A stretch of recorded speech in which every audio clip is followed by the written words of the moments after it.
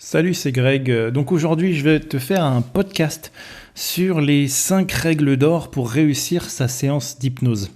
Alors tout d'abord, je voudrais vous remercier pour ceux qui ont répondu au petit sondage quand je vous demandais si vous préféreriez un article ou un podcast. Comme tu l'as vu, les réponses n'ont pas été transcendantes, donc tant pis pour moi, c'est la règle du jeu. Je vais te faire les deux pour ce coup-ci. Je te garantis pas que je le ferai à chaque fois parce que c'est du travail. Là ce matin j'ai un peu le temps parce qu'on vient de me planter sur une séance de 3 heures. Donc du coup là je vais avoir le temps de faire et l'article et le podcast. Mais voilà, je vais plutôt prioriser les articles comme vous me l'avez demandé en majorité. Et puis si j'ai le temps je ferai des petits podcasts parce que c'est un petit format que j'aime bien qui est assez sympa pour moi. Donc les 5 règles d'or pour réussir ta séance d'hypnose, il y a déjà une chose qui est importante à constater, c'est que quand tu viens faire ta séance en hypnose, c'est que tu es déjà à un stade bien avancé. Premièrement, tu as déjà constaté qu'il y avait quelque chose qui te gênait. Deuxièmement, tu as eu envie de le changer, ce qui est déjà une étape importante. Troisièmement, tu t'es donné les moyens de le changer en prenant rendez-vous. Et quatrièmement, il n'y a plus qu'à changer. Et donc c'est sur ce dernier point que l'hypnose, ça va beaucoup t'aider. Et donc ça serait dommage de gâcher cet élan. Et donc c'est pour ça que je vais t'expliquer ces fameuses 5 règles d'or pour réussir ta séance au mieux. Alors les 5 règles, je vais te les donner tout de suite et puis ensuite je vais te les expliquer. Donc la première règle, c'est que quand tu viens, il faut que tu viennes avec l'intention ferme de régler le problème aujourd'hui. Ça, c'est vraiment important. La deuxième règle, c'est pose des questions. Vraiment, pose des questions, je suis là pour ça. Troisième règle, il faut s'autoriser à parler de ses émotions. Je vais t'expliquer pourquoi. La quatrième règle, c'est d'être actif et d'être impliqué pendant la séance, parce que je ne travaille pas tout seul. Et la cinquième règle, c'est continuer, même après la séance, à garder cet état d'esprit positif et dynamique que tu vas avoir. Alors, maintenant je t'explique un petit peu tout ça, je reviens sur la première règle. Venir avec l'intention ferme de régler le problème aujourd'hui. Ah oui, tu comprends bien que si tu viens juste pour voir si ça marche, c'est pas la peine, tu vas gâcher ton argent et moi tu vas me gaspiller mon temps.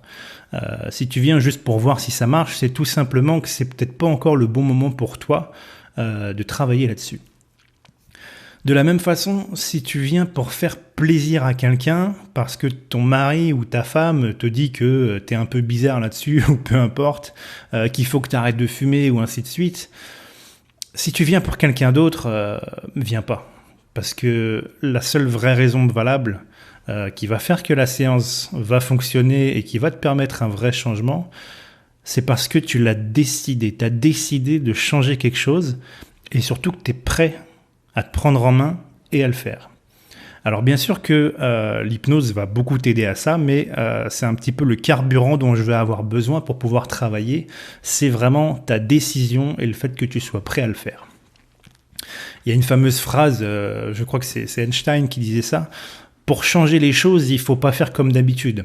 C'est une phrase qui paraît simple, mais que très peu de monde applique. On veut toujours changer les choses, pourtant on fait toujours la même chose et on ne comprend pas pourquoi ça ne marche pas. Alors, on va travailler ensemble la manière, on va changer un petit peu la manière de penser et les actions qui vont permettre le changement. Donc tu verras, moi pendant la séance, je vais t'expliquer vraiment simplement le mode d'emploi, je vais t'expliquer simplement comment le cerveau fonctionne.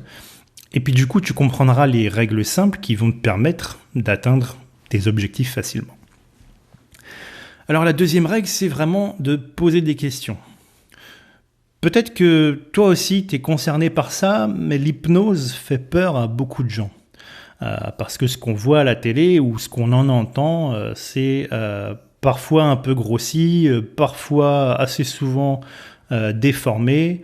On a tous notre avis sur l'hypnose, mais malheureusement c'est basé sur des films ou des choses qui font un peu peur, un peu spectaculaires et c'est voulu.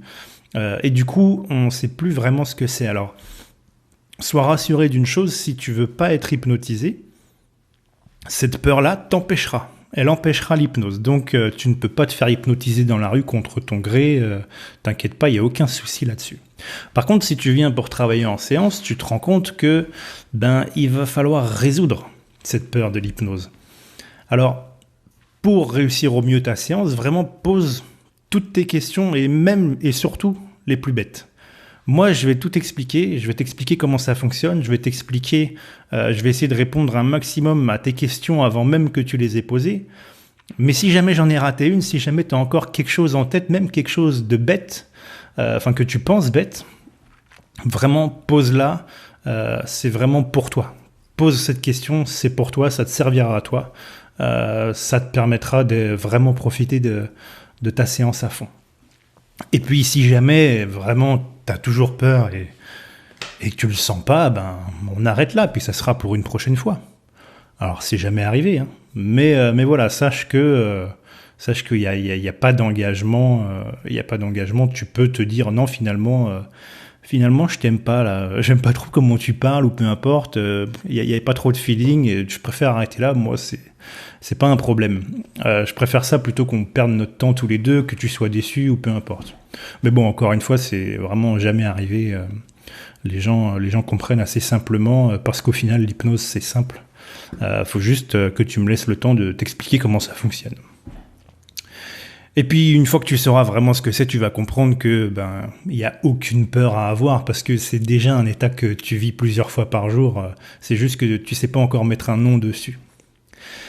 La troisième règle, c'est peut-être la plus dure pour toi, c'est de s'autoriser à parler de ses émotions.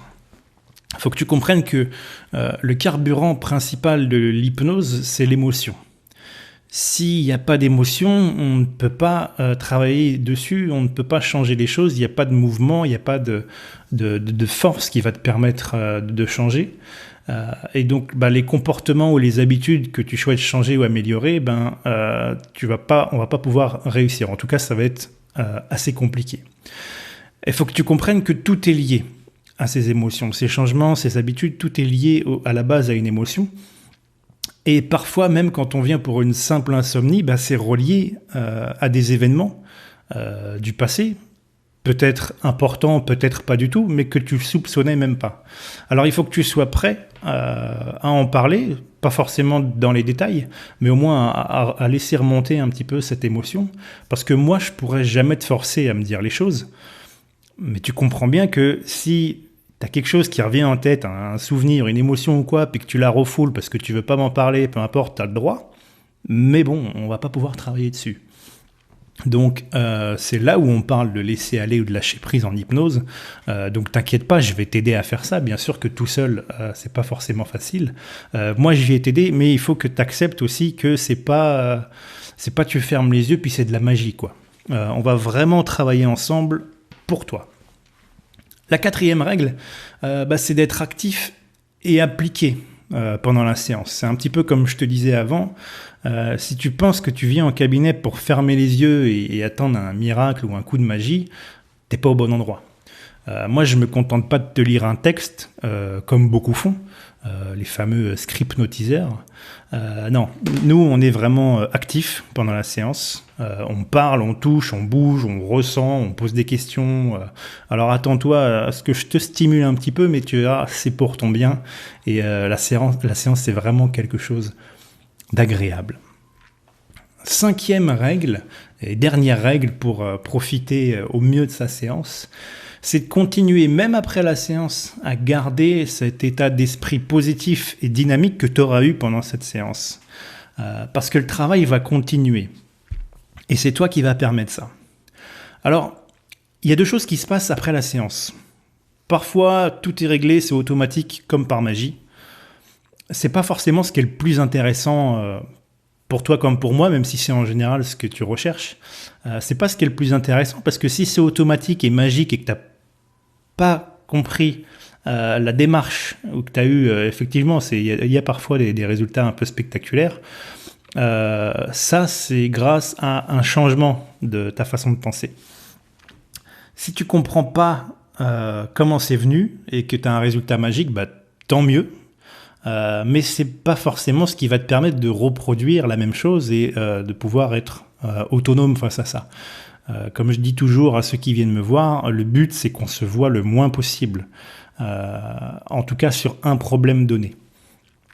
Si par exemple tu viens pour arrêter de fumer et que tu comprends pas ce qui s'est passé et que tu as arrêté de fumer comme par magie, le jour où tu auras une autre addiction, tu ne sauras pas la gérer.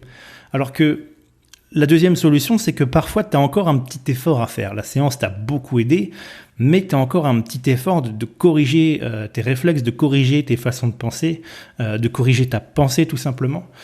Mais en faisant ça et en comprenant comment ça marche, tu vas être beaucoup plus autonome par la suite et tu seras capable de transposer cette séance à tout ce que tu rencontres dans la vie et probablement qu'on n'aura plus jamais besoin de se voir ou en tout cas pas pour ce problème-là mais plutôt pour de la relaxation ou pour de la découverte.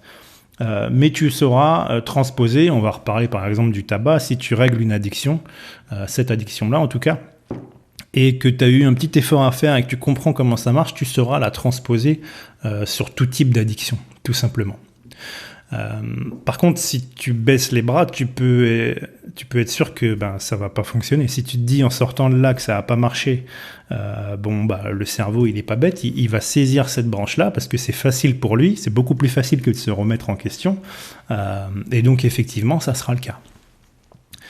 Si jamais tu as besoin encore d'un coup de pouce, faut pas que tu hésites à revenir faire une deuxième séance, même si dans la plupart des cas, une seule séance suffit. Tu comprends bien, quand tu vas chez le médecin qui te donne un traitement, que tu es encore malade, ou voire parfois encore plus, tu retournes le voir. Et puis c'est la meilleure chose à faire, parce que du coup, il va pouvoir réajuster son traitement pour toi, pour le préciser, l'affiner, pour que ça soit vraiment du sur-mesure. Eh bien, en hypnose, c'est pareil. Comme tu le sais, il y a beaucoup de savoir en hypnose, il y a beaucoup d'approches, il y a beaucoup de techniques. Alors en général, on cible plutôt bien chez la personne dès le premier coup. Maintenant, c'est pas forcément obligatoire. Et puis de toute façon, ton état d'esprit change. Et donc, si une séance a fonctionné quelques jours et puis qu'ensuite ça revient, on va, entre guillemets, réattaquer le cerveau d'une autre façon pour pouvoir vraiment combler tout ce que tu as besoin, en fait, pour pouvoir développer des nouvelles habitudes, des nouvelles émotions, des nouveaux changements, enfin, la raison pour laquelle tu es venu. Laisse-toi une chance. Laisse-toi une chance de revenir, de retravailler si besoin. Faut vraiment pas que tu hésites là-dessus. Et puis si jamais c'est quelque chose qui est lié à moi, peut-être que le feeling n'est pas passé ou peu importe, n'oublie pas l'hypnose en tout cas, change peut-être de méthode d'hypnose ou change peut-être d'hypnotiseur, peu importe. Ne mets pas l'hypnose dans une case juste après une séance. Alors, en conclusion, si comme beaucoup tu pensais que l'hypnose était magique, tu commences à comprendre que c'est pas le cas. Si tu veux avoir ton carrosse citrouille, comme dans Cendrillon, il va falloir que tu mettes la main à la pâte pour le construire. Alors, t'inquiète pas parce que moi je suis là, je vais te donner les pièces, je vais t'expliquer comment on le monte, comment tu dois l'assembler. Et grâce à ça, tu vas avoir un carrosse qui va rester solide, et même après minuit, et de jour en jour, et de plus en plus, qui va vraiment rester solide et qui va te permettre d'avancer au rythme que tu as envie. Alors voilà, dis-moi si ça t'a plu, laisse-moi un petit mail, un petit SMS pour me dire si ce podcast ou cet article te plaît bien. Et puis ça m'encouragera peut-être à continuer. Je te souhaite une bonne journée et puis je te dis à très vite. Vraiment, si tu as besoin, prends rendez-vous en cliquant juste en dessous. Et puis du coup, on se voit très vite. Allez, bonne journée à toi.